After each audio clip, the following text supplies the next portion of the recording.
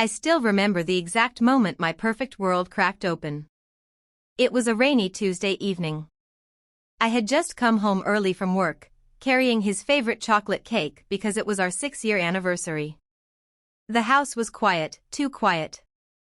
I kicked off my heels, walked upstairs, and pushed open the bedroom door with a smile.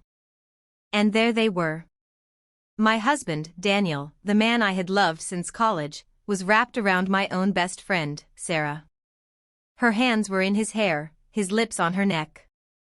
The cake slipped from my fingers and hit the floor with a soft thud. Neither of them even noticed me at first. I didn't scream. I didn't cry. I just stood there, frozen, feeling something inside my chest shatter into 1,000 silent pieces. We had been the couple everyone envied. Daniel was the charming, successful marketing director. I was the devoted wife who had given up my own dreams to support his career. We had the beautiful house, the vacations, the photos that looked perfect on Instagram. But behind closed doors, I had been feeling him slowly slipping away for months. Late nights at the office, mysterious work trips, and the way he barely looked at me anymore.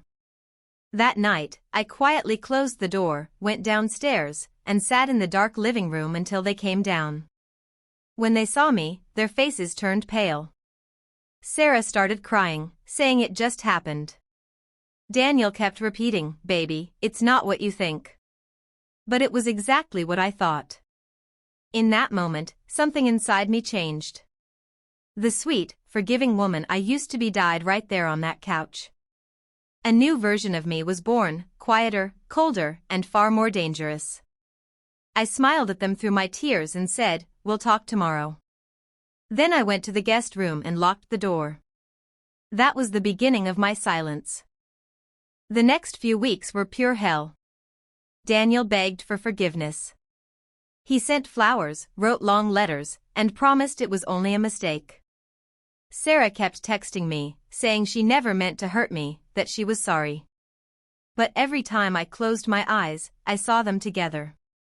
Every time he touched me, I felt sick. I stopped sleeping. I lost weight.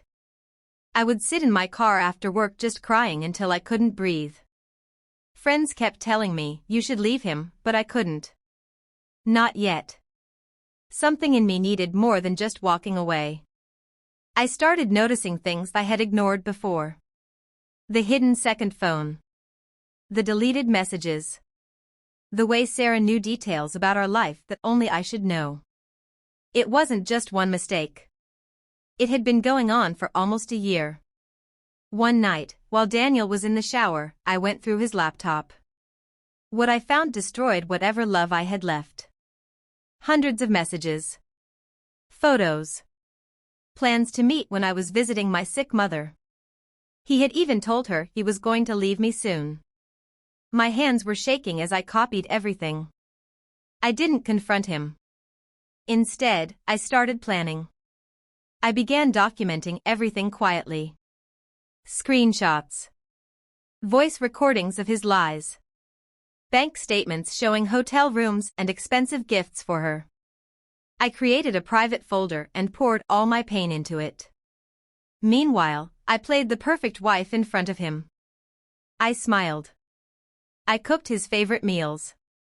I let him think I was slowly forgiving him. He started relaxing, believing he had gotten away with it. But every night when he fell asleep, I lay awake, heart burning, building my plan. I was no longer the woman who cried in the dark. I was becoming the woman who would make sure the world saw exactly who he really was. The pain was still there, raw and deep, but it had transformed into something sharper: clarity, strength, and a cold determination I never knew I possessed. 3 months later, I was ready. I created a private Instagram account under a fake name. Then I posted an anonymous story thread, a carefully written, emotional post about betrayal, accompanied by blurred but recognizable evidence. No faces at first. Just enough truth to make people curious. Within hours, it started spreading. By the next morning, someone had recognized Daniel and Sarah. The post went viral in our city. Then it spread further. People began tagging his company, his colleagues, even his family. Daniel woke up to hundreds of messages. His phone wouldn't stop ringing. When he opened the post and realized what was happening, he came running to me, face white with panic. "How could you do this?" he shouted. I looked him straight in the eyes and said calmly, "How could you do it for an entire year?" Sarah's life exploded too. Her workplace found out. Her reputation was ruined. The same friends who once envied us now looked at them with disgust. Daniel lost his promotion. The company let him go quietly to avoid scandal. Friends distanced themselves. His family called him in shame. The man who once had everything watched it all crumble in silence, just like I had. I didn't gloat. I didn't scream. I simply filed for divorce and moved out of our house while he was at an emergency meeting with his bosses. The last time I saw him, he was standing in the empty living room, looking broken. He whispered, "I never thought you'd actually destroy me." I replied softly, "I didn't destroy you, Daniel. You destroyed us." I just made sure everyone finally saw the truth. Today, I'm living in a small but peaceful apartment. I've started my own small business, something I had always dreamed of but never pursued because of him. I sleep through the night now. I smile without forcing it. The revenge wasn't loud or violent. It was silent, elegant, and perfectly timed. And yes, it went viral. If you're watching this and you've been betrayed, I want you to hear me. Your pain is valid. Your anger is valid. But you don't have to become bitter. You can become unstoppable. Take your time. Heal quietly. Plan wisely. And when you're ready, rise in a way that protects your peace and exposes the truth. Because the strongest revenge isn't destroying them. It's rebuilding yourself so beautifully that they have to watch you shine from the ruins they created. I'm no longer the woman who was betrayed. I'm the woman who chose herself.